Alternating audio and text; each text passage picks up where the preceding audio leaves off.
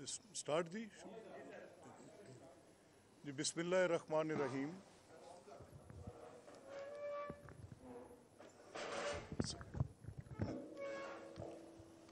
بسم اللہ الرحمن الرحیم. میں آپ سب کا بہت شکریہ ادا کرتا ہوں کہ آج چھٹی کے روز ایک شارٹ نوٹس پہ آپ سب نے مہربانی کی اور یہاں اکٹھے ہوئے. میں اور عطا صاحب ابھی آپ کے ساتھ 5 ڈفرینٹ ایشوز پہ بریفلی آپ سے بات کریں گے. ابھی آپ کے علم میں ہے کہ بائی الیکشنز اپنی پیس پہ آ رہے ہیں اور 17 تاریخ پولنگ ڈے ہے، اور ابھی اس سے قبل ایک لیگل بیٹل کورٹس میں آلموسٹ روز کی بنیاد پر کوئی نہ کوئی ایک نیا مقدمہ، کیونکہ کانسٹیٹیوشنل کرائسس کریٹڈ تھا by president of Pakistan, by speaker of the provincial assembly of Punjab and by the then governor Umar Sarfraz جو پی ٹی آئی کے تھے. تو ان 3 کے تقریباً 7 اقدامات کی وجہ سے ایک کانسٹیٹیوشنل کرائسس تھا جو کہ فار ون ریزن اور another کورٹ میں کسی وجہ سے یا ہم گئے ہوئے تھے انیشلی 2-3 پٹیشنز یا بعد ازاں وہ آئے، چاہے اس میں بجٹ تھا اینڈ ریسٹ از ہسٹری. آپ کے سامنے ساری تفصیل ہے، بار بار at the cost of repetition وہ کہنے کا فائدہ نہیں ہے. لیکن ایک بات بالکل واضح دو ٹوک کہ ہم حتی الوسع کوشش کرتے رہے کہ ہم آئینی حدود میں رہیں، آئین کے اندر دیے گئے طریقہ کار پہ رہیں اور کوئی بھی غیر آئینی اقدام نہ کریں. اور ان کی طرف سے چاہے وہ قاسم سوری کا سپریم کورٹ کا ایکٹ تھا، اس کے کانسیکوینس میں عمران خان کی طرف سے ڈیسولوشن آف اسمبلیز کی ایڈوائس تھی، صدر الوی کا اس کے اوپر ایکٹ کرنا تھا، اس کے بعد چاہے گورنر سرفراز کی طرف سے اوتھ کو روکنا تھا، پرویز الہی صاحب کی طرف سے الیکشنز کے پروسیس کو سٹال کرنا تھا، جب تک مطلوبہ نمبر نہ آئے تب تک نہ کروانے کی ایک ضد تھی. جو کچھ بھی تھا یہ 7 کے 7 واقعات وہ ہیں جو کہ ان کے پلڑے میں پڑتے ہیں، جو کہ آئین کی خلاف ورزی کسی بھی کاؤنٹ پہ ہو وہ پی ٹی آئی کے کھاتے میں. ہم نے کوشش کی، حتی الوسع کوشش کی، نیگوشیشنز بھی کیے، بات چیت بھی کی جو کہ ڈیموکریٹک لوگوں کو کرنی چاہیے. اتنے تلخ ماحول میں بھی اتنی جب پولرائزڈ پوزیشنز تھیں، جب ایک دوسرے کے خلاف اتنا الزام اور جھوٹ تھا جو کہ وہ بھی ان کی طرف سے ہی تھا، اور اس کی میں ابھی آپ کے سامنے ایک شکل رکھتا ہوں. اب یہ تو وہ سیاسی معاملہ تھا جس میں ہم تھے. اب اس کے ساتھ ایک نیا سلسلہ بھی شروع ہوا، اور وہ نیا سلسلہ یہ شروع ہوا کہ وہی عمران خان، میں بھی آپ کے ساتھ ڈیمانسٹریٹ کروں گا کہ وہی عمران خان جو 3 سال تک متواتر آرمی چیف جنرل باجوہ کے بارے میں کیا کہتے رہے، ادارے کے بارے میں کیا کہتے رہے، ادارے کے اور سول عسکری تعلقات کے بارے میں کیا کہتے رہے. ہم ایک پیج پر ہیں. وہ کیا تھا؟ جب تک ان کی گورنمنٹ کو قائم رکھنے میں کسی نہ کسی طریقے سے، جس کا اعتراف وہ خود کر چکے کہ انسٹیٹیوشن کی طرف سے کوئی ایفرٹ کر کے اس کو قائم رکھا جاتا رہا، تب تک تو وہ محب وطن اور بہترین لوگ تھے. اور جب وہ اپنی اوریجنل پوزیشن پر نیوٹرلٹی پر چلے گئے تو ان کے نیوٹرل ہونے کے بعد ان کو نیوٹرل ہونے کی جو گالی عمران خان نے دی وہ آپ کے سامنے. نیوٹرل کے ساتھ بدی کو اٹیچ کیا، برائی کے ساتھ برائی ہمیں تشبیہ دی برائی کے ساتھ کہ اپوزیشن برائی ہے، اور اگر آپ نیوٹرل رہیں گے تو آپ تو اللہ کے حکم کی حکم عدولی کر رہے ہیں، قرآن کے احکامات کی حکم عدولی کر رہے ہیں، برائی کا آپ ساتھ دے رہے ہیں. یعنی اس شخص کو کوئی رکاوٹ نہیں ہے، چاہے وہ اپنی مرضی کی ایک تشریح کسی قرآنی آیت کی کر دے. امر بالمعروف والا وہ سارا آپ کے سامنے ہے سلسلہ جب انہوں نے قائم کیا. واحد دنیا کا شخص ہے، لوگ کہتے ہیں کہ فلاں شخص درست ہے، فلاں شخص کے کام نیکی کے ہیں، فلاں شخص کے کام بدی کے ہیں. یہ واحد آدمی ہے جو کہتا ہے کہ میں ہوں امر بالمعروف، اور باقی جو ہیں وہ سارے وہ نہی المنکر کی اس کی کیٹیگری میں کھڑے ہوں گے، اور جو اس برائی کو نہیں روکے گا وہ نیوٹرل بھی نیوٹرل رہ کے برائی کا حصہ بنے گا. یہ تھی ان کی پہلی پوزیشن. اسی کے دوران ایک پوزیشن اور انہوں نے اختیار کی، اور وہ پوزیشن کیا اختیار کی اور وہ کیوں کر کی؟ یہ ذہن میں آیا کہ یہ جب میری گورنمنٹ ختم ہو رہی ہے تو مجھے کوئی ایک ایسا بیانیہ چاہیے جس کو لے کر میں باہر نکلوں اور میں پبلک کے پاس جاؤں اور اس میں جا کے میں یہ بات کہوں کہ مجھے اس لیے نکالا گیا کہ میرے خلاف ایک سازش کی گئی اور وہ بیرونی سازش تھی۔ اب یہ جو ٹیپ کل سے وائرل ہے، آپ نے سنی ہے سب نے، وہ ٹیپ جس میں وہ جن کے متعلق دعویٰ تھا کہ وہ خاتون خانہ ہیں، ان کی بات نہ کی جائے، وہ ایک گھریلو خاتون ہیں، اور جب کمپیریزن ڈرا کیا جاتا تھا ان کا مریم نواز صاحبہ کے ساتھ یا فریال تالپور صاحبہ کے ساتھ کہ جب کوئی بات ہوتی تو یہ کہا جانا کہ جی بالکل بالکل ایسا نہ کریں، اور ان کے وہ جو چیخنے چلانے والا بریگیڈ تھا وہ آ کے بیٹھ جاتا تھا کہ گھریلو خاتون پہ بات کر رہے ہیں، گھریلو خاتون پہ بات کر رہے ہیں۔ تو میں بھی اپنی ٹیم سے ریکویسٹ کروں گا کہ ذرا وہ گھریلو خاتون کی وہ ٹیپ چلا دیں۔ ابھی تو وہ گھریلو خاتون ہیں، اگر وہ پولیٹیکل ہوتی تو بھی تو صرف سازش کا بیانیہ داغ ہے، اگر وہ پولیٹیکل ہوتی تو مجھے خدشہ ہے کہ وہ ایٹم بم چلاتی۔ یہ ذرا چلائیں، پہلے سنیں وہ ہے کیا، دیکھیں کیا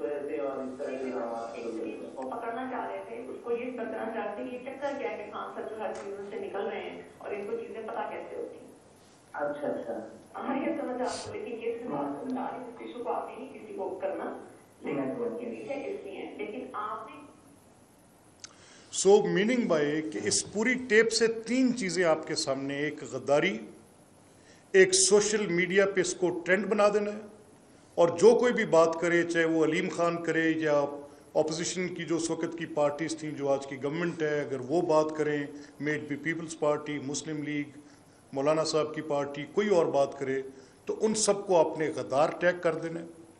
اب اسی دوران آپ سب کے حافظے میں ہوگی یا نہیں ہے تو میں بھی آپ کو دیتا ہوں کہ اسی دوران اس خط کا چرچا آیا کہ وہ خط ایک سازش کا خط ان کے پاس آ گیا ہے۔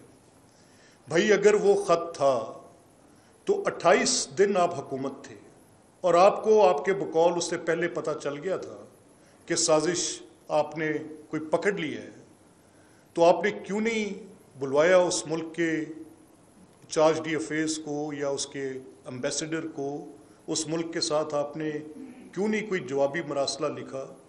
اور وہ کیسی سازش تھی کہ جس کا وہ خود آپ کے سفیر کو بتا رہے؟ یعنی اس سے بھونگی اور اس سے زیادہ اللاجیکل کوئی بندہ بات کر سکتا ہے؟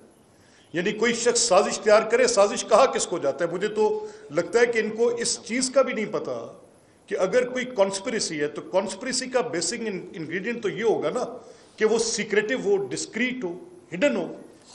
عقلی بنیاد پہ بات کرنی ہے نا۔ اگر ایک چیز ہڈن نہیں ہے، ایک چیز ڈسکریٹ نہیں ہے، اس کو چھپانے کی کوئی شعوری کوشش نہیں ہے، تو کیا اس کو لفظ سازش دیا جا سکتا ہے؟ یعنی امریکن ایک ڈونلڈ لو جو ان کے ڈپلومیٹک سروس کے آدمی ہیں یا اسٹیٹ ڈپارٹمنٹ کے آدمی ہیں، وہ ہمارے ایمبیسڈر کو اپنا کوئی ڈسپلیئر کسی ایک کاؤنٹ پہ دے رہے ہیں ویزا ویز میں بھی. میں کوئی سفارتی امور کا ماہر نہیں ہوں، میں کوئی ڈپلومیٹک ان چیزوں کا یا فورن ریلیشنز پہ مجھے کوئی اتنی دسترس حاصل نہیں ہے، لیکن بیسک کامن سینس پہ بات کر رہا ہوں. یعنی اگر ایک ملک جو میں روس کی طرف اپنا جھکاؤ کر رہا ہوں گا اور اس طرف بیٹھے امریکنز یا ویسٹرن جو لوگ ہیں ان کی کوئی کنسرن ہوگی کسی اور ریزن پر، تو وہ میرے ڈپلومیٹس کے ساتھ بات چیت کرتے ہیں. دنیا بھر میں ایسے ہوتا ہے. ہم ہندوستان کے ساتھ بات چیت کرتے ہیں، کشمیر کے ایشو پہ اس پہ بات چیت کرتے ہیں. ہماری چین کے ساتھ ایک اچھی گفتگو ہوتی ہے. بعض اوقات کسی اور ملک کے ساتھ ہوسٹائل ریلیشن شپ کریٹ ہو جاتا ہے، بعض اوقات ہماری کارڈیل ریلیشن شپس بن جاتی ہیں. تو وہ کیسی سازش تھی؟ یعنی جس سازش کا کہ بھائی میں تمہارے خلاف سازش کر رہا ہوں، سازش کو عرف عام میں کانسپریسی کا 109 ہے ہماری پی پی سی میں. تو وہ یہ کہ اس میں تو ہوتا ہے کہ جی وہاں پہ سازش گھڑی جا رہی تھی، کسی نے سن لیا، کوئی مخبر ہوتا ہے، ایسا نہیں ہوتا کہ مطلع کیا جاتا ہے. تو بھائی بنیادی لغوی معنی تو سمجھ لو کہ سازش کے کیا تھے. آپ کی تو ٹوٹل جو آپ نے یہ بنیاد بنائی اس پہ کیا کہ آپ نے بیرونی سازش کا نام دے کر اصل میں ایک اندرونی سازش کی. اور آپ کی اندرونی سازش کیا تھی کہ پاکستان کی جو آئین آپ کو حق دیتی ہے کہ آپ ایک تحریک عدم اعتماد لا سکتے ہیں، ایک آئینی طریقہ کار ہے. اب جب اس آئینی طریقہ کار کے اوپر جا کے آپ کی حکومت کے خاتمے کے لیے کوشش ہوئی اور آپ نے بھیک مانگی عسکری اداروں سے کہ آپ کی مدد کی جائے، آن ریکارڈ ہیں یہ باتیں. آپ نے جلسوں میں جا کر کہا کہ نیوٹرل نہ رہنا، نیوٹرل رہنا گناہ عظیم ہے، نیوٹرل تو جانور ہوتا ہے. اور پھر یہ جو میر توشہ الدولہ خود لوگوں کو کبھی کسی کو کہیں کہ یہ سراج الدولہ ہیں، کسی کو کہیں کہ یہ میر جعفر ہیں، اور خود اپنا کردار کیا ہے کہ اگر کسی اور ریاست کی طرف سے کوئی تحفہ ملے تو اس کو بیچ کے آپ کے گھر کے کچن چلے، آپ 18 کروڑ کی جا کر وہ گھڑیاں بیچیں. اتنی لو لیول پر یہ تو وہ ہے جو سامنے آ گئی چیزیں. تو میں تو یہ کہتا ہوں کہ یہ لوگوں کو نام دیتے ہیں اچھے بھلے، ان کو میرے نزدیک توشہ خان سے بہتر نام اور کوئی دیا نہیں جا سکتا. یہ توشہ خان جو ہیں، جو توشے میں آیا اس کو اٹھا کے اپنے گھر لے گئے، کچھ اپنی اہلیہ زوجہ محترمہ کو دے دیا، کچھ اپنے باقی عزیز و اقارب میں بانٹا وہ تقسیم کر کے.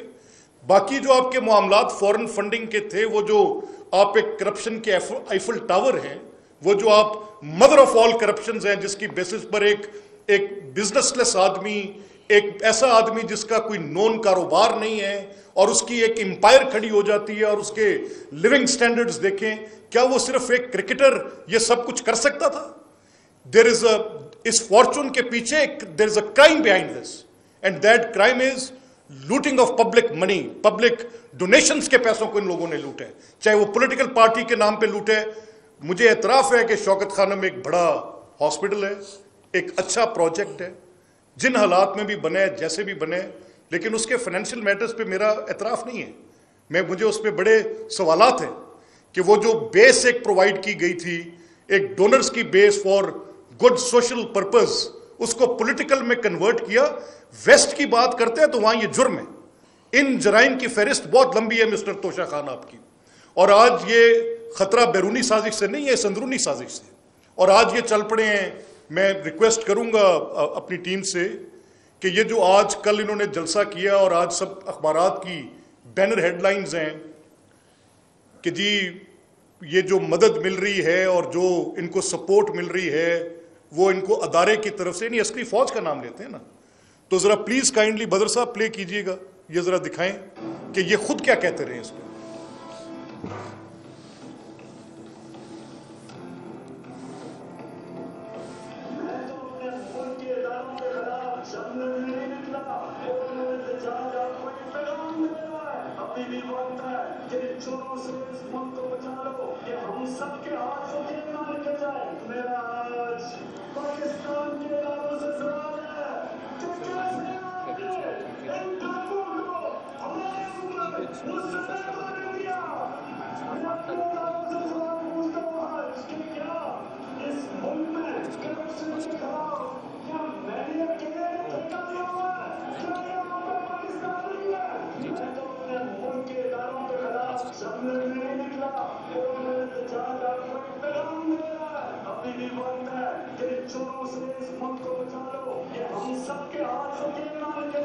اب پہلے والا چلا دیں ذرا. اب وہ پہلے والا چلا دیں جب یہ پہلے تعریف کرتے رہے کہ یہ ادارے کہاں ہیں. ڈائریکٹ کنٹراسٹ آپ دیکھیں, یعنی ایک شخص ایک جھوٹ بولتا ہے, وہ لوگوں کے حافظے میں ہوتا ہے. ڈھٹائی اور بے شرمی یہ ہے. میں آج ایک ان کی تعریف کرتا ہوں. کیا تعریف ہے؟ مجھے پتا ہے کہ میں پرانے آرمی چیف کو بھی جانتا تھا.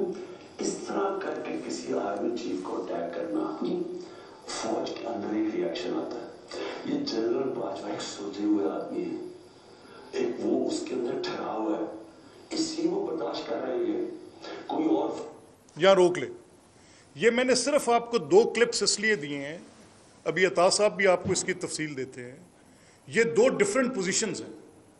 اگر وہ حکومت میں ہوں تو جنرل باجوہ ایک بہترین ڈیموکریٹ ہے, ایک بہترین جنرل ہے, وہ ایک بہترین حکمت عملی رکھنے والے, جو اپنی ان کی آگے فردر اگر میں آپ کو کلپس ان کے سنواؤں, کراچی میں وہ ان کی مدد کرتے ہیں, لاہور میں وہ ان کی مدد کرتے ہیں, فاٹف میں وہ ان کی مدد کرتے ہیں, بجٹ پروسیسنگ میں وہ خود کہہ رہے ہیں, میں نہیں کہہ رہا, وہ سب کچھ ان کا ان کے ٹیپ. اور اگر وہ گورنمنٹ میں ہوں اور جنرل باجوہ یہ سب کر رہے ہوں تو وہ ایک اعلیٰ پائے کے انسان ہیں. اور ان کے ساتھ پھر ان کی آپ یہ بات چیت جو یہ کر رہے ہیں, یہ ایک انٹرویو نہیں ہے.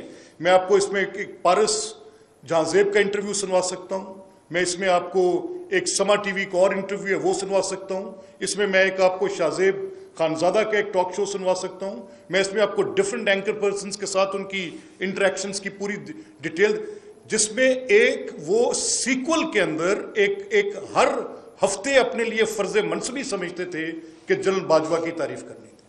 اب نو کانفیڈنس موو آئی, نو کانفیڈنس موو کے نتیجے میں حکومت ختم ہو گئی.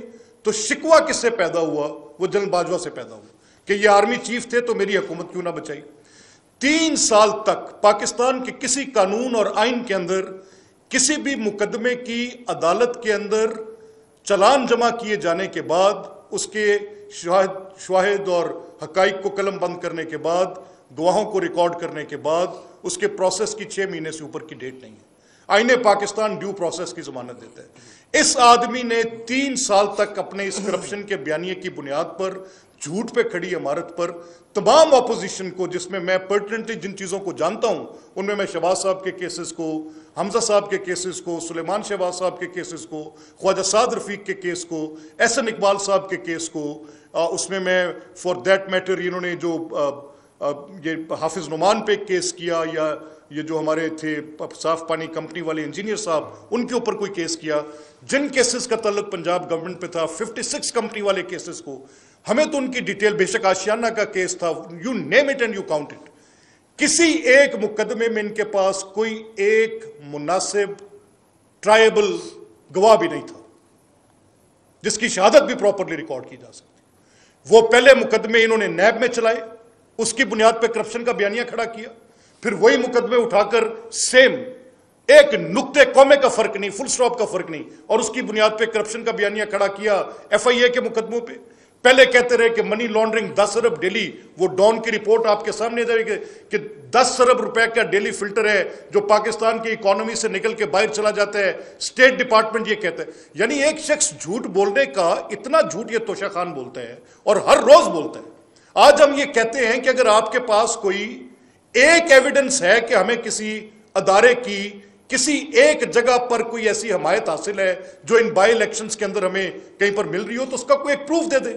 آپ کی یاسمین راشد صاحبہ سے میں نے 27 تاریخ کو پریس ٹاک کی اور میں نے کہا کہ آپ نے آج یہ بات کی ہے اور اس پہ آپ نے کہا ہے کہ یہاں پہ کوئی ریاستی اداروں کے افسران الیکشن پروسیس کے اندر کو مداخلت کر رہے ہیں, تو ٹیل اس ون, ایک ہمیں کسی پرائیویٹ نمبر سے آئی کال کا ذکر بھی لا کر دکھا دے تو ہم ذمہ دار ہیں, ہم آپ کے اس اٹھائے گئے سوال پہ دیے گئے ثبوت پہ آپ کو جواب دیں گے کہ اگر کوئی چیز ایسی آئی. کہیں پر ہمیں اسٹیٹ, یہ کل آپ کے سامنے کورٹ میں گئے, لاہور ہائی کورٹ کے فیصلہ ان کے حق میں تھا, سمجھا انہوں نے یہ کہ اپیل ان کی تھی, اور اس فیصلے کے اندر ان کی اپیل اگر سکسیڈ کرتی ہے تو اسی اپیل کے خلاف پہلا لٹیگیشن کا میں نے یہ راؤنڈ دیکھا ہے میرے مشاہدے میں اور کوئی نہیں, کہ اگر آپ کی اپیل اپنی سکسیڈ کرے, آپ اس پر مٹھائیاں بھی بانٹ لیں, اور اس کے بعد اسی اپیل جو کہ سکسیڈ ہوئی اس کے خلاف آپ سپریم کورٹ میں اپیل میں چلے جائیں. یعنی لیول آف کمپریہنشن بھی اتنا گیا گزرا ہے کہ اس پر آپ کہیں. آج خان صاحب پاکستان کو خطرہ بیرونی سازش سے نہیں ہے، آپ کی اندرونی سازش سے ہے۔ جب تک آپ کے ساتھ کوئی صحیح چلتا رہے آپ ٹھیک ہے۔ آپ نے ایک ایسی صورت پیدا کر دی کہ آپ نے اپنی سوشل میڈیا ٹیم کو پیڈ سوشل میڈیا ٹیم، میں آپ کو ان پلیٹ فارمز کا، میں نے لاسٹ پریس کانفرنس میں کہا تھا، میں آج پوچھتا ہوں مجھے بتایا جائے کہ گھرانہ.com کس کا پلیٹ فارم ہے، ڈیجیٹل پلیٹ فارم، اور وہ گھرانہ.com کو پی ٹی آئی کے کن فنڈز میں سے پیسے دیے گئے ہیں، اور جنرل ہارون کا اس گھرانہ.com کے ساتھ کیا تعلق ہے، اور وہ ریٹائرڈ ایکس سروس مین جو آپ کی پی ٹی آئی کی سوشل میڈیا ٹیم کے پیڈ اکاؤنٹس پر ہیں، اور یہی ارسلان خالد ڈیجیٹل میڈیا ونگ کے اکاؤنٹس کے اندر سے کروڑوں روپے کیسے ڈسپرس کرتے رہے جب آپ کی گورنمنٹ تھی، اور ان گھرانہ.com جیسی ویب سائٹس کو، ان ڈیجیٹل پلیٹ فارمز کو آپ نے اتنے کروڑ روپے کیسے دیے، اس کا جواب بھی آپ کو دینا پڑے گا، اور بتانا پڑے گا کہ یہ ریاست پاکستان کا پیسہ آپ کے باپ کا پیسہ نہیں تھا، کہ جس کو آپ نے اپنی ایک آلٹرنیٹ فیکٹ کریٹ کرنے کے لیے، ایک آلٹرنیٹ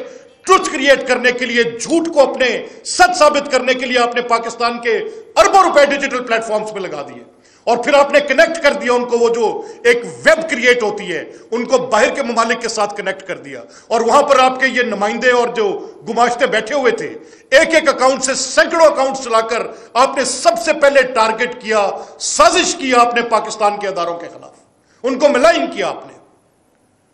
سو وی سیڈ سر، آپ جو کر رہے ہیں آپ پاکستان کا برا کر رہے ہیں، آپ پاکستان کی سیاست کا برا کر رہے ہیں، آپ آئینی حدود میں رہ کے سیاست کرتے کوئی اعتراض نہیں تھا، لیکن آپ نے پہلے پاکستان کی ساری سیاست کو گندا کیا، آپ نے ان کے خلاف جھوٹے اور بے بنیاد الزامات لگائے، جب وہ بات نہ بنی پاکستان کی سفارت کو گندا کیا، آپ نے یہ کہا کہ وہ ممالک جن کے ساتھ آپ کے بائی لیٹرل ریلیشن شپ دہائیوں پر محیط ہیں وہ اس ملک کے اندر رجیم چینج کی سازشیں کرتے ہیں، آپ کا پریزیڈنٹ اس کو تعریفی اسناد دے رہے، ان کو سفارتی اسناد تقسیم کر رہے۔ اگر وہ شخص، وہ ایمبیسڈر سازش کا مرتکب تھا تو یہی عارف الوی اس کو کس طریقے کے ساتھ وہ اس کو اسناد تقسیم کرتا پھر رہے۔ یہ آپ نے یہ نظریہ ان کی جو وہ گھریلو خاتون ہے، اس گھریلو خاتون کا نظریہ آپ نے سن لیا کہ ان کو گندا کرو، ان کے خلاف چلاؤ ٹیپیں، اور ان کو تم نے غداری کے ساتھ ٹیگ کرنا ہے۔ یہ تھی آپ کی سازش کی حقیقت۔ کیا آپ نے عوام پاکستان کو بالکل بدھو سمجھ لیا ہے کہ یہ عورت اگر گھریلو نہ ہوتی، یہ تو آج صرف یہ غداری کے ٹیگ لگوا رہی ہے، یہ تو ایٹم بم چلاتی، اور پھر وہ فرق ہوگی۔ کس کو نہیں پتا تھانے بکے، کس کو نہیں پتا کہ یہاں پہ ٹیکے جو پرائیویٹ سیکٹری تھا کتنے کروڑ میں ایک ڈی سی لیتا رہا، کس کو نہیں پتا کہ یہاں پر ایکسینز نے اور ایسیز نے کیا لوٹ مار کے بازار کرم کیے، کس کو نہیں پتا کہ اربوں روپے سی این ڈبلیو ڈپارٹمنٹ سے نکل کے بزدار کی جیب کے اندر گئے، اور بزریہ بزدار فرح گوگی وہ بشرا بیگم تک پہنچے، عرف عام Pinky Pirni. You want to know all that? آپ کی آنکھوں پہ پٹی بندھی تھی۔ کیا یہ کرپشن عمران خان کی مرضی کے بغیر ہو سکتی تھی؟ کرپٹ لوگوں کو چھوڑ دیں، کرپٹ لوگوں کو چھوڑ دیں، خود کرپشن کے آئیفل ٹاور ہو۔ کوئی کسی جگہ پر بات کرتے ہوئے بندہ کچھ سوچتا اور بولتا بھی ہے۔ سو میں بیکاز لمبی ہو رہی ہے بات، اینڈ آئی وانٹ عطا صاحب آپ کو کچھ پرٹیننٹ ڈیٹیلز بھی اس میں دیتے ہیں، تو میرا یہ خیال ہے کہ توشہ خان یہ بھولو کہ کون سا ریاستی ادارہ کس کی مدد کر رہا ہے۔ بالکل ہم ڈینائی کرتے ہیں تمہارے ان ایلیگیشنز کو، ہم پیورلی پولیٹیکل فیلڈ میں ہیں، ہم ٹرسٹ کرتے ہیں عوام کے اجتماعی شعور پر، اور ہمیں یقین ہے کہ یہ بائی الیکشنز نہیں ہیں، یہ سنیپ الیکشنز ہیں، اور ان سنیپ الیکشنز میں 20 میں سے انشاءاللہ العزیز کم و بیش 19 سیٹوں پر ہم تکیہ رکھتے ہیں کہ انشاءاللہ ہمارے کینڈیڈیٹس ریٹرن ہوں گے۔ ان کو 4 سال کی تمہاری مس گورننس، غربت، بے روزگاری، ذلت، دن رات لوگوں کے جو حقوق کے اوپر تم ڈاکے ڈالتے رہے وہ کسی کو بھول نہیں گئے ہوئے۔ سو وی مین ٹو سے اٹ، بہیو یور سیلف۔ بسم اللہ الرحمن الرحیم۔ بہت شکریہ جی ملک صاحب نے بہت تفصیل سے ان تمام معاملات پہ روشنی ڈالی۔ ہمارے پہ سوال یہ ہوتا تھا کہ ہم پریس کانفرنس کرتے ہیں، مواد سامنے لے کے آتے ہیں، کارروائی ہوتی کوئی نہیں، تو یہ جو کروڑوں اربوں روپیہ لوٹ کے کھا گئے پاکستان، بشرا گوگی اور کپتان جو ہے، یہ جو کروڑوں اربوں روپیہ کمایا ہے یہ کیسے کمایا ہے اور کیا کارروائی کی گئی ہے؟ میں یہ اعلان کرنا چاہتا ہوں کہ 1 تاریخ کو اینٹی کرپشن پنجاب نے ایک پرچہ درج کیا جس کے تحت 2 گرفتاریاں عمل میں آ چکی ہیں. ایک رانا یوسف نامی چیف ایگزیکٹو آفیسر فیصل آباد انڈسٹریل اسٹیٹ، اور دوسرا مقصود احمد. یہ مقصود چپڑاسی ہم سنتے تھے نا، تو یہ مقصود احمد ایک ہم نے پکڑ لیا، بتاتے ہیں آپ کو اس کی تفصیل. مقصود احمد یہ فیصل آباد اسپیشل اکنامک زون کا سیکٹری ہے، اور واردات انتہائی سادہ ہے. واردات یہ ہے کہ فیصل آباد اسپیشل اکنامک زون میں جو بیرون ملک سے آنے والی انویسٹمنٹ کو فیسیلیٹیٹ کرنے کے لیے بنایا گیا تھا، فرا گوگی صاحبہ نے 10 ایکڑ کا انڈسٹریل پلاٹ جس کی قیمت مارکیٹ میں 60 کروڑ روپے ہے، وہ 8 کروڑ 30 لاکھ میں الاٹ کروایا. یہ بڑی سمپل سا 60 کروڑ کا پلاٹ ہے، 60 کروڑ کا. اور وہ فرا گوگی، اور فرا کی والدہ کا نام بھی بشرا خان ہے. فرا گوگی صاحبہ، ان کی والدہ بشرا خان، اور تیسرا کریکٹر احسن جمیل گجر. انہوں نے وہ غیر قانونی طور پہ 60 کروڑ کا 10 ایکڑ کا پلاٹ 8 کروڑ 30 لاکھ میں اپنے نام کروا لیا. اب اس کے کیسے کروایا؟ اس کے لیے ایک فرضی کمپنی بنائی. اچھا، اب یہ پلاٹ حاصل کرنے کے لیے قانونی طور پہ اس کمپنی کا کیپٹل 2 ارب ہونا چاہیے. احسن جمیل گجر صاحب نے جعلی بینک گارنٹی دے کے یہ پلاٹ الاٹ کروایا ہے. اب پرچے میں نامزد کون ہے؟ پرچے میں نامزد ہے فرا گوگی، بشرا خان فرا گوگی کی والدہ، اور تیسرا کریکٹر احسن جمیل گجر. جو 2 لوگ گرفتار کیے ہیں، یہ اوپن اینڈ شٹ کیس ہے. یہ نہیں ہوگا کہ آپ دیکھیں گے کہ 4 مہینے تحقیقات چل رہی ہیں، ٹرائل چل رہا ہے. یہ نہیں ہوگا. ہم نے جو بندے گرفتار کیے ہیں، رانا یوسف اور مقصود احمد، وہ بالکل کلیئر ہے اس معاملے میں کہ یہ غیر قانونی طور پہ الاٹمنٹ ہوئی تھی. اور یہ ایک کیس ہے. یہ عمران خان نا کوئی عام آدمی نہیں ہے. یہ پاکستان کی تاریخ کا سب سے بڑا چور. کیوں ہے؟ کیونکہ اس کی اہلیہ صاحبہ بشرا مانکا صاحبہ بنی گالا میں بیٹھ کے ویلنگ ڈیلنگ کرتی تھیں. اور کیسے کرتی تھی؟ وہ عام طریقہ نہیں تھا. ہم نے سنا تھا منی لانڈرنگ دنیا میں ہوتی ہے، ہنڈی حوالہ سے لوگ اربوں روپیہ جاتا ہے، اربوں روپیہ آتا ہے. یہ چھوٹے چھوٹے پیکٹس میں اربوں روپیہ جانے کا جو نیا سسٹم شروع کیا ہے، اس پہ عمران خان صاحب کو سلام پیش کرتے. یہ دنیا میں کہیں نہیں ہوا. ہاں، کہیں میکسیکو میں بڑے بڑے جو ڈرگ لارڈ ہوتے تھے، یہ کسی زمانے میں نا ان پہ نیٹ فلکس کی سیریز بنے گی عمران خان صاحب پہ، کہ یہ 2 خواتین کے ساتھ مل کے اربوں روپے کا منی لانڈرنگ کا ڈائمنڈ کا جو ریکٹ چلایا ہے، وہ کیسے چلایا ہے. اب یہ تو پلاٹ تو ہم نے پکڑ لیا نا. اب یہ 60 کروڑ کا صرف ایک پلاٹ کا گھپلا ہے.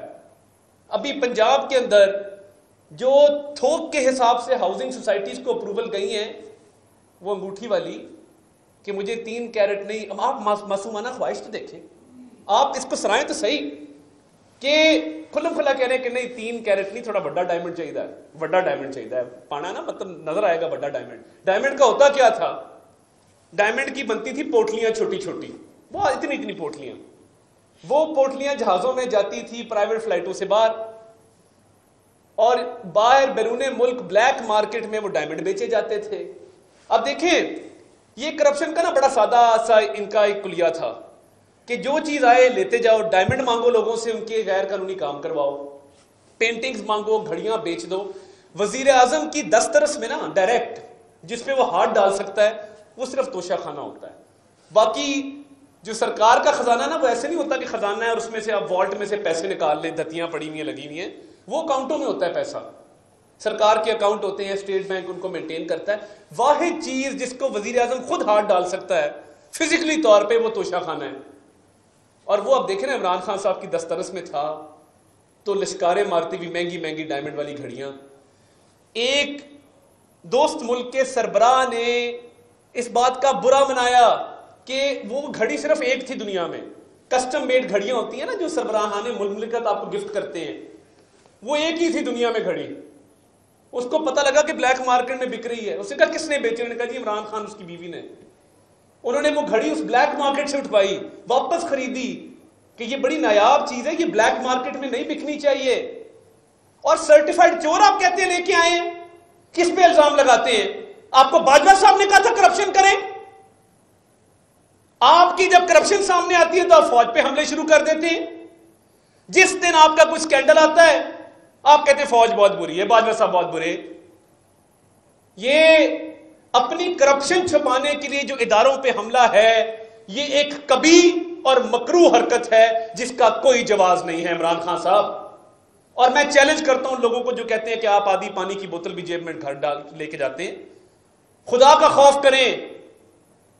یہ جو 2-3 لوگ ہیں نا, یہ جو ویلاگ بھی کرتے ہیں, ٹی وی پہ بھی آتے ہیں, میں آپ کو چیلنج کرتا ہوں میرے ساتھ بیٹھ جائیں, مناظرہ کر لیں. میں 2 لوگوں کو چیلنج کرتا ہوں, ایک شریف صاحب کو اور ایک ریاض خان صاحب کو, کہ آئے نا بیٹھیں, یہ 60 کروڑ کے پلاٹ والی کہانی جسٹیفائی کر کے دکھا دیں.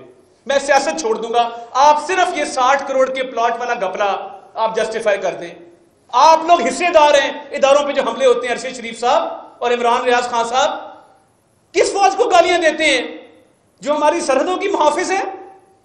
اور کیوں گالیاں دیتے ہیں؟ کیونکہ بشرا بی بی نے, فرا گوگی نے اور احسن جمیل گجر نے عمران خان کی ایما پہ کرپشن کی ہے. یہ گالیاں اس لیے ہیں. اور سرٹیفائڈ چور کون ہے؟ جس نے ڈائمنڈ بیچے, جس نے گھڑیاں بیچی, جس نے افسران لگائے تو رشوت لے کے لگائے.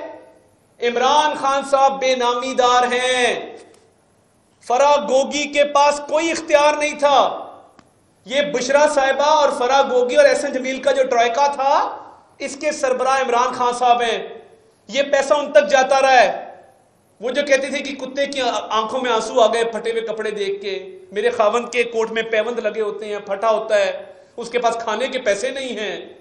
تو یہ جو کہہ رہی ہے غداری کے سرٹیفکیٹ بانٹو, یہ بشرا بی بی ماسٹر مائنڈ ہے کہ ہر چیز کو غداری سے لنک کر دو. فوج پہ اٹیک کرو, سیاستدانوں پہ اٹیک کرو, ججز پہ اٹیک کرو, میڈیا پہ اٹیک کرو, اور جو خان صاحب کے خلاف بولے وہ غدار.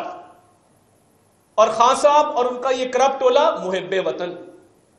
آپ دیکھیے گا جس دن ان کی کرپشن کی داستانیں تھی, اب تو ہم نے گرفتاریاں شروع کر دی نا, پتہ لگ گیا, کلیئر ہو گیا. یہ 2 بندے ہم نے پکڑے ہیں, 2 اور پکڑے ہیں ٹیکے کے فرنٹ مین مظفر گڑھ سے, وہ ایک الگ کہانی ہے. محکمہ انہار کے ایکس سی این اور ایس ڈی او کو پکڑا گیا ہے, خرم نامی آدمی گرفتار ہے. تو یہ جو گرفتاریاں ہو رہی ہیں, جو معاملات سامنے آ رہے ہیں, اس میں نیوٹرل کا کوئی قصور نہیں ہے. یہ آپ کا قصور ہے کہ جہاں آپ کی چوری چکاری ڈاکے پکڑے جاتے ہیں, اور کوئی ڈاکہ 50 کروڑ سے کم کا نہیں ہے, جہاں ہاتھ ڈالو 50-60 کروڑ 1 ارب 2 ارب 5 ارب کے ڈاکے نکل آتے ہیں. اور جس دن نکلتا ہے نیوٹرل بڑے خراب ہے جی, فوج بڑی خراب ہے جی. یہ بند کر دیں, بہت ہو گیا. ہم نہیں جانتے آپ کس کماش کے آدمی ہیں, ہم نہیں جانتے کہ بنی گالا کا خرچہ بھی کچن کا وزیر اعظم ہاؤس کے سے جاتا رہا ہے, ہم نہیں جانتے کہ روز ہیلی کاپٹر پہ جب آپ جاتے تھے کتنا خرچہ ہوتا تھا. یہ تو چھوٹی باتیں ہیں حضور. جو اربوں روپے کے سکینڈلز آ رہے ہیں اور جو گرفتاریاں ہو رہی ہیں, جو پرچے کٹ رہے ہیں, یہ فرا گوگی کو واپس کیوں نہیں لاتے ہو عمران خان؟ ہم فرا گوگی کے ریڈ وارنٹ جاری کرنے جا رہے ہیں. اور یہ جو 60 کروڑ کے پلاٹ والا ایشو ہے, فرا گوگی کو اور احسن جمیل گجر کو پاکستان واپس لایا جائے, یہ ہمارا مطالبہ ہے. بطور سرکار اس پر بھرپور ایفرٹ کریں گے, قانونی لوازمات پورے کریں گے. مگر اگر عمران خان سچا ہے, وہ رب ذوالجلال کی قسم کھا کے کہے کہ اس کو نہیں پتا تھا کہ فرا گوگی, احسن جمیل اور اس کی اپنی اہلیہ بشرا مانکا یہ کام کر رہی ہے. اور اگر عمران خان سچا ہے اور وہ چور نہیں ہے, اگلی فلائٹ سے فرا گوگی کو واپس لے کے آئے. یعنی غضب خدا کا. ایک وزیر اعظم عمران خان وہ تھا جو 11 بجے دفتر جاتا تھا اور 5 بجے گھر آ جاتا تھا.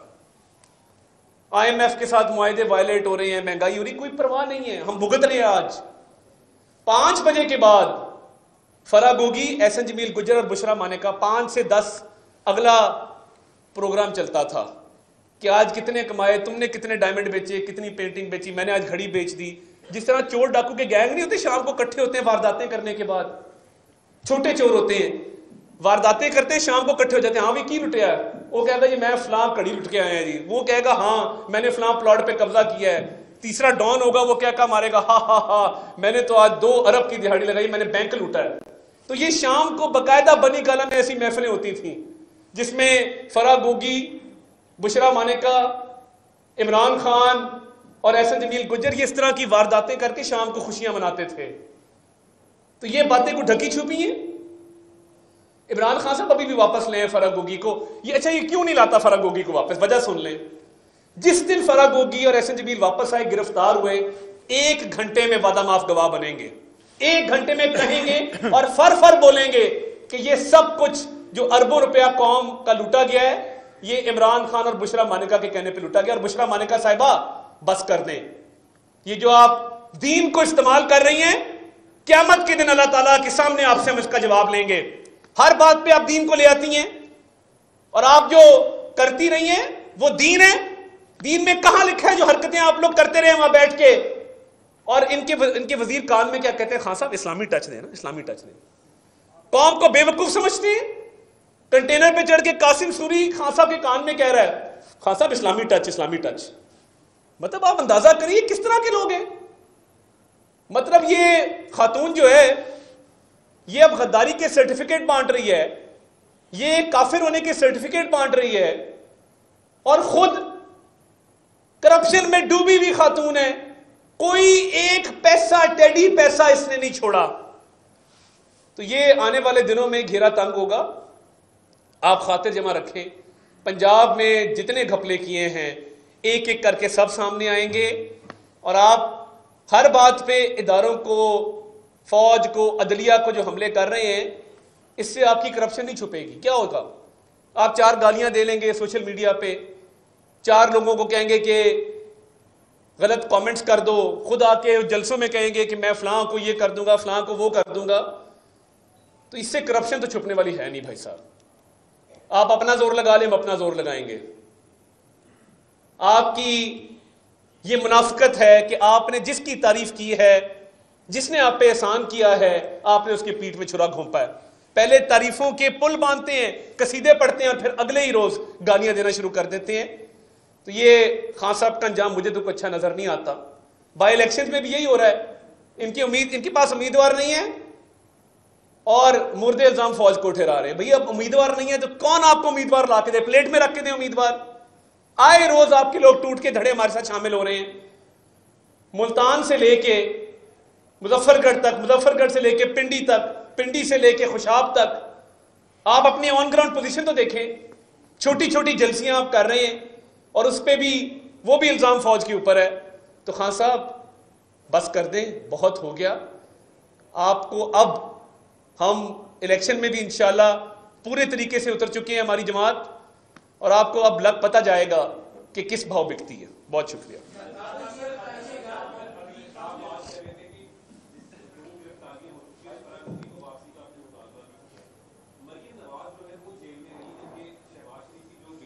وہ بھی عدالت میں پیش ہوتی رہی، تو پنکی جو بشرا بی بی ہیں، ان کرنے کا کوئی پلان ہے اب آپ کا؟ دیکھیے میم، ڈیمانڈ یہ ہے کہ فرح گوگی واپس تو آئے نا جی۔ بشرا بی بی کے خلاف کیسز بہت سارے ہیں اور ثبوت بھی موجود ہیں۔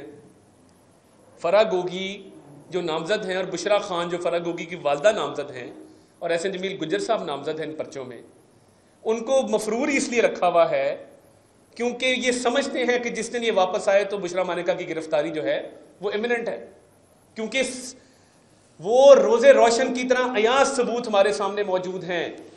تو یہ گھبرا کے انہوں نے ان کو باہر فرار کروایا، جس دن اقتدار ختم ہوا اسے 1 دن پہلے ان کو باہر بھگا دیا۔ تو اتنے سچے ہیں تو واپس لے کے، ان کو پتہ ہے کہ فرح گوگی 1 منٹ میں وعدہ معاف گواہ بنے گی بشرا مانیکا اور عمران خان کے خلاف۔ یہ بتائیے گا کہ عمران خان کو بھی گرفتار کیا کرنے جا رہے ہیں؟ کل رانا ثنا نے بھی کہا ہے کہ ہم کیبنٹ کو کہیں گے کہ گرفتار کرنے کی اجازت دیں، تو آگے فیوچر میں آپ عمران خان کو گرفتار کرنے لگے؟ دیکھیے اگر تو خان صاحب کو پکڑنا ہو تو منشیات بہت عام وہ استعمال کرتے ہیں، وہ آپ کو پتہ ہے۔ دیکھیں یہ ڈھکی چھپی بات نہیں ہے، وہ اگر پکڑنے کی نیت ہو نا، اور وہ جیل جانے سے بھی اس لیے ڈرتے ہیں کیونکہ وہ منشیات کے عادی ہیں۔ یہ میں پبلک ڈسکورس آج اوپن کرنا چاہتا ہوں، کیوں ہم چھپ چھپ کے یہ کمرے میں باتیں کرتے ہیں خان صاحب کی منشیات پہ؟ مجھے بتائیں، کوئی شخص اس کمرے میں بیٹھا ہاتھ کھڑا کر کے بتا دے کہ اس کو نہیں پتا خان صاحب کی منشیات کا؟ یہ ایک عجیب منطق ہے، خان صاحب کی منشیات کی بات نہ کرو۔ چرس وہ اس زمانے سے استعمال کر رہے ہیں جب وہ کرکٹر تھے، یہ بات واضح ہے، پوری دنیا جانتی ہے۔ وزیر اعظم ہاؤس کوکین کون لے کے جاتا تھا، کون لے کے آتا تھا، بنی گالا میں کوکین کیسے پہنچتی ہے، وہ یہ جیل اس لیے نہیں کاٹتا کہ اس کو یہ شک ہے کہ ہم اس کو کوکین نہیں پہنچائیں گے جب یہ جیل جائے گا۔ خان صاحب کو بھی گرفتار کرنے کا کوئی ارادہ، کوئی پلان نہیں ہے، ڈرا وہ ہوا ہے، مگر اگر گرفتار کرنا ہو نا، اتنی سی کوکین وہاں پہ موجود، اتنی سی بھی پکڑ لیں تو یہ بہت لمبے عرصے کے لیے جیل جائے گا۔ مگر یہ کیسز جو میں اربوں روپے کی کرپشن کی آپ کو بتا رہا ہوں، یہ غضب خدا کا کہ ایک شخص بیٹھ کے قرآنی آیتیں پڑھتا ہے یہ سب کچھ کرنے کے باوجود۔ تو یہ دیکھیے منشیات کے تم عادی ہو، چوری چکاری تم نے کی ہے، آدھا ملک تم جو ہے وہ بیچ گئے ہو، پوری تم نے یہاں پہ کرپشن کا بازار گرم کر کے پوری معیشت کو تباہ کر دیا ہے، اور آج ہمیں درس دیتے ہو تسبیح پکڑ کے، یوں تسبیح گھمائی ہوتی ہے یوں یوں کر کے۔ یہ کوئی مطلب کوئی طریقہ ہے آپ کا؟ اور وہ اہلیہ صاحبہ ہیں وہ اربوں پتی ہو گئی ہیں، ان کا ایکس خاوند اربوں پتی ہو گیا ہے، ایکس خاوند کے بچے اربوں پتی ہو گئے ہیں، دندناتے پھرتے ہیں پورے لاہور میں۔ ابراہیم مانیکا کون ہے اور کس کے نام پہ کرپشن کرتا رہا ہے؟ یہ باتیں آج ہم کرنے آئے ہیں کیونکہ اب پانی سر سے گزر گیا ہے، اب خاص اب کوئی لحاظ آپ کا نہیں ہوگا، آپ نے آخری حد کراس کر دی ہے، اور میرے پاس اور بھی کچھ تیر ترکش میں ہیں، وہ بھی وقت آنے پہ چلائیں گے، مگر آج اتنا ہی کافی ہے۔ میرا سوال دونوں سے آپ سے کہ آپ نے توشہ خانہ کیس کی بات کی ہے، توشہ خانہ کیس میں تو نواز شریف بھی اشتہاری ہیں، ان کے اوپر گاڑیوں کا کیس ہے، وہ ابھی تک باہر ہیں، اور دوسرا آپ نے کہا کہ خالصہ فوج کو گالیاں نکالیں، کچھ عرصہ پہلے، چند ماہ پہلے تو یہی مریم نواز اور نواز شریف جو ہے ریاستی اداروں کے افسران کو گالیاں نکال رہے تھے، تب وہ سرحدوں کے محافظ نہیں تھے، اور فرق ہوگی کو آپ بلانے جا رہے ہیں، نواز شریف تو واپس نہیں آئے ابھی تک پاکستان کے اندر، انہوں نے بھی بہت کچھ۔ اچھا چلے ملک صاحب، میں I take your question plainly on what you said. جو ہماری جماعت میں فوج پہ تنقید تھی وہ سیاسی بنیاد پہ تنقید تھی۔ ہمارا یہ ماننا تھا کہ الیکشن سے قبل بالکل الیکشن کے معاملات میں مداخلت ہوئی تھی اور اس کے ثبوت تھے، ہم نے ایویڈنس دے کے بات کی، ہم نے ذاتیات پر، پاکستان کی سفارت پر، پاکستان کے ریاستی مفادات پر بے بنیاد الزامات نہیں لگائے۔ ہمارا یہ ماننا ہے کہ اگر آپ پاکستان کی سفارت کو ایک بیرونی سازش کے ساتھ منسلک کریں گے تو آپ پاکستان کی اندرونی سازش کے ساتھ اس کو نقصان پہنچا رہے ہیں، جب آپ کے پاس شواہد نہیں ہوں گے، اور صرف اپنی سیاست کو بچانے کے لیے ایسا کر رہے ہوں گے۔ جب آپ ادارے کے سربراہ پہ صرف اس لیے الزام لگا رہے ہوں گے کہ وہ آپ کی حکومت کو بچانے کے لیے غیر آئینی حیثیت نہیں اختیار کر رہے، تو یہ آپ زیادتی کر رہے ہوں گے۔ اور اگر ہمارا یہ ماننا ہوگا کہ پری الیکشنز زیادتی ہوئی، ہمارا یہ ماننا ہوگا کہ وہ جو سسٹم بنایا تھا الیکشنز کا وہ ان آرڈینیٹ ڈیلے ہوا اس کے ریزلٹس آنے میں، اس کو RTM کہتے تھے یا جو بھی، تو اس پہ ہمارے اعتراضات ہوں گے، ہمارے نکات کے اوپر اعتراضات تھے، ایسا نہیں تھا جیسا انہوں نے کیا۔ اچھا ایک بات، توشہ خانہ جو میاں صاحب کا کیس ہے اس کی لیگل پوزیشن کورٹ میں، اور وہ ایک گاڑی کے متعلق ہے، اور وہ بے بنیاد ہے۔ گاڑی کا استحقاق جب سے پاکستان بنا ہے، بیچ میں کچھ قوانین اوپر نیچے تبدیل ضرور ہوئے، لیکن جو بھی صاحب صدر ہوتے تھے یا وزیر اعظم ہوتے تھے، ان کو یہ اختیار آئین اور قانون نے دیا تھا کہ ان کے زیر استعمال گاڑی توشہ خانہ میں قیمت ادا کر کے لی جا سکتی، تو اس کا بھی جواب موجود ہے۔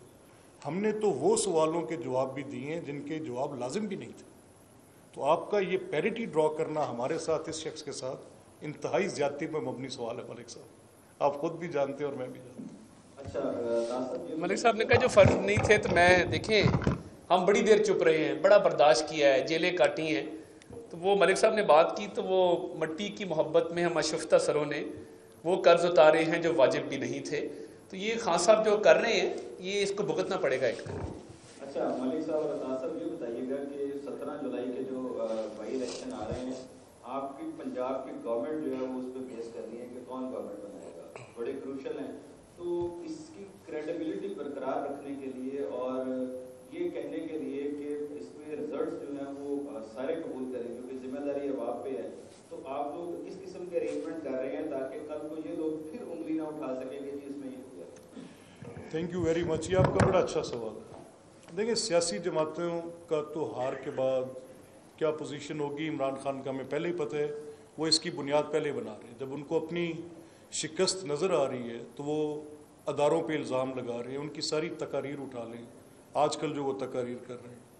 हम ये कहते हैं आप सारे बाखबर लोग हैं, आप इस एक ऑनरेबल अपने प्रोफेशन के साथ कमिटेड हैं, दिन रात आप इंफॉर्मेशन डिसमिनेट करते हैं लोगों तक और आपकी बड़ी क्रेडिबल रिपोर्टिंग होती है। तो मैं आपसे ये दरख्वास्त करता हूँ from the position of government कि अगर आपको एक ट्रेस मिल जाए, एक एविडेंस मिल जाए तो प्लीज़ आप हमारे सामने रखें, हम आपके जवाब दें। अच्छा अता साहब ये सवाल का जवाब दे दें इधर सर आपने अभी जो है इमरान खान से मुतालबा किया है कि फराह बीबी और जो जमील गुजर है उसको पेश किया जाए, तो इसका मतलब कि हुकूमत ने हाथ उठा दिए कि वो बेबस है, मुलजमान को गिरफ्तार नहीं। देखिए 87-88 के तहत कार्रवाई करेंगे और रेड वारंट लेके उनको वापस लाएंगे और इस पर हम बिल्कुल कमिटेड हैं। मिनिस्ट्री ऑफ इंटीरियर को हमने बाकायदा इसके हवाले से आगाह भी कर दिया है। तो फराह गोगी ने मुझे कल दोबारा एक लीगल नोटिस भिजवाया है, वो भी 6 अरब का, और उन्होंने कहा है कि जी मेरा नाम फरहत शहजादी है, आप मुझे फराह गोगी क्यों कहते हैं? नहीं, वो मैं बता देता हूँ। तो वो आप लीगल नोटिस के जवाब में लिख दें, मैं पब्लिकली कह रहा हूँ। वो हम इसलिए कहते हैं कि आपको शायद नहीं पता, आप तो उस वक्त खुद वहाँ टीवी पे उनके साथ बैठे थे। वो उनके खामंद उनको पब्लिकली टॉक शोज में फरी कहते हैं, तो अगर आपने कह दिया क्या हुआ तो अच्छा नाम है, कोई बात नहीं। और इनकी शादी से पहले भी उनका नाम फरहत नहीं था पता, फरी पता था, पब्लिकली नोन था, तो फिर it's no harm in saying मेरा सवाल ये है कि पाकिस्तान तहरीक इंसाफ ने इल्जाम लगाया है आपके ऊपर कि जब जो जंगी इलेक्शन हो रहे हैं इसमें रियासती मशीनरी को इस्तेमाल किया जा रहा है और आपने पूरा प्लान बनाया है कि उनको शिकस्त देनी है। नहीं, शिकस्त नहीं है, रियासती मशीनरी को इस्तेमाल। देखिए बात ये है, इल्ज़ामात वो लगाते रहते हैं। मेरा एक मिशन है ज़िमनी इलेक्शन के हवाले से और मैं उस पर कारबंद रहूँगा और मैं मीटिंग्स भी करूँगा उस पर। वो है असले से पाक इलेक्शन। That's it. मैंने डी वेपनाइजेशन की एक कैंपेन शुरू की है और मैं उस पर मीटिंग्स भी कर रहा हूँ। मैं एक बंदूक, एक क्लैशन को पूरे इलेक्शन में कहीं नजर नहीं आने दूंगा बतौर वजीर दाखिला। ये मेरी कौम से भी कमिटमेंट है, ये मेरी अपने आप से भी कमिटमेंट है कि मैंने असले से पाक की इलेक्शन करवाना है। उसके लिए मुझे हर जिले में जाके मीटिंग करनी पड़ी, डिस्ट्रिक्ट हेडक्वार्टर पे, उन हलकों में नहीं जहां पे बाई इलेक्शन हो रहे, उससे बाहर मैं जरूर करूंगा और डी वेपनाइजेशन का प्रोसेस मुकम्मल करके रहूंगा। अच्छा लास्ट क्वेश्चन बता दें कि इमरान खान के दौर में उनको वो खुद भी कहते रहे हैं कि महंगाई नहीं थी, उनको जो हेलीकॉप्टर का सफर भी वो 55 किलोमीटर के हिसाब से पड़ता था। तो अब आवाम आपकी तरफ देख रही है, कोई आवाम के लिए भी मंसूबा ला रहे हैं कि जी महंगाई से कुछ रिलीफ? जी, महंगाई से रिलीफ के लिए वज़ीर आला पंजाब गालिबन कल एक प्रेस कॉन्फ्रेंस करेंगे और वो कुछ ऐलानात करेंगे इस हवाले से। और हमने अभी भी जो आटे की सब्सिडी है 200 अरब की मंजूर की है, तो इंशाल्लाह आप देखेंगे बेहतरी आएगी।